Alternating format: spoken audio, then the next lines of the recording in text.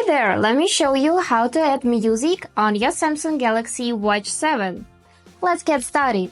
So let's start with opening Galaxy Wearable app. And right here we need to select watch settings and then scroll to the manage contact. And here are many options, but we are gonna choose tracks on watch. And now to add any song, just tap the plus and choose which songs you wanna add to your watch. And then just simply tap add to watch and wait a couple of minutes till it will be loading. Just wait and be patient. And that's it, now our 2 tracks has been successfully added to the watch, so let's find them.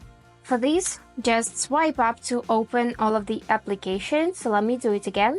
Swipe up like this, and then scroll till you see the music app, and here it is.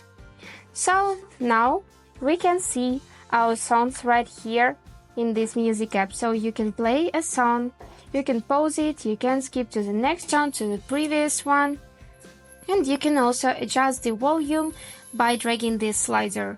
And it is really comfortable because now you don't need to take the phone out of your pocket to manage your songs. And that's it. Now you know how to add songs on your Samsung Galaxy Watch 7.